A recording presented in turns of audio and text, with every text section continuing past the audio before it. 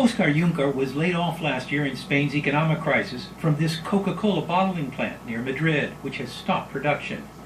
He's expecting a second child next month, and is also expecting big changes this year in elections in Spain, long ruled by two big parties, center-right and center-left. People are tired of the two big parties, he says. Their policies are practically the same. Like in Greece, the economic crisis is pushing politics in Spain. Polls show the new leftist anti-austerity party, Podemos, or We Can, could beat the incumbent conservatives and the opposition socialists in national elections. Juncker helps colleagues trying to prevent the Coke plant from being dismantled. He says he usually votes for a smaller communist-led party, but he's listening to Podemos. It's true they're saying what people want to hear, he says, but the policies they'd implement, no one really knows. Closer still to Podemos is Miguel Luna. His college history degree has led only to occasional jobs in catering or private tutoring. Many young Spaniards like him have moved abroad to find work. He says Podemos could bring big changes. Besides breaking down the two-party dominance, he says, Podemos could be a real alternative to build a different country and break with this economic caste. There are signs Spain is pulling out of its economic crisis. Job creation and growth predictions this year around 2%. But more than 5 million people are still jobless, 23%, and the dominance of the two big parties is threatened even on the right. But it's especially true on the left, from Podemos. Its leader, Pablo Iglesias, a political science professor, is drawing large crowds. Back at the Coke plant, the dispute is tied up in the courts. Juncker hopes for a ruling that would give him back his job. Many people are outraged and want change in this country, and might tilt toward Podemos, he says. The country won't be worse off under new leadership, he adds. There's nothing to lose, he says. Al Goodman, CNN, Madrid.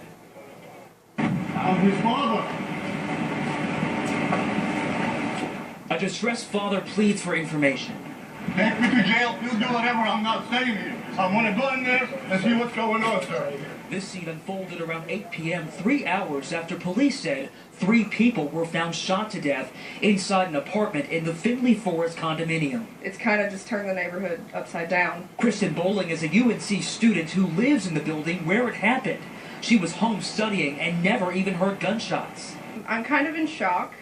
I'm really confused, and I have been since 5:30. Alert Carolina notified the UNC Chapel Hill campus shortly after 7, telling students there was no ongoing threat. Neighbors say this quiet community is mostly home to the elderly and students, but Daniel Wagner said recently he's noticed suspicious activity. A couple of the nights I've come home lately, there's this truck outside of my apartment actually over there that a couple of guys were walking through the neighborhood, and I was walking my dog just like I am now.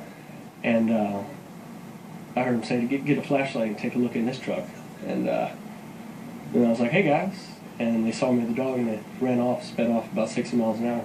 Still, no one saw today's triple shooting coming, and this community is desperate for answers. Tell me how my son is. What's his situation? If he's dead, tell me he's dead. If he's alive, tell me he's alive. Just tell me straight up. It's like February's answer to Santa's workshop. Okay. The back room of a florist shop during the run-up to Valentine's Day. This is Morgan. May I help you? Karen Fountain of Northern Virginia's Flowers and Ferns describes her operation as organized chaos. We plan ahead. I looked at all of our ideas that we did from last year. We came up with different solutions to make things easier this year. I had more staff coming in Wednesday, Thursday, and Friday and Saturday for the volume. She planned ahead, but many shoppers won't. Retailers estimate Americans will spend $2.1 billion on Valentine's Day flowers, and Fountain says February 14th will be her busiest single day of the year. And the most popular bloom? Roses. We have to actually order our roses almost a month in advance, so I have to kind of go through last year's orders, see what our customers requested, and kind of figure that out. Valentine's Day demand, transportation, and labor drive the price higher on the holiday. Fountain says a single long-stem rose can be the most romantic gesture of all.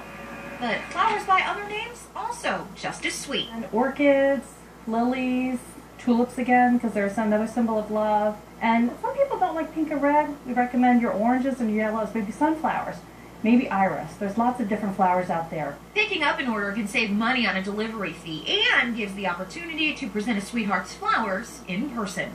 Consumer Watch. I'm Karen Gesa.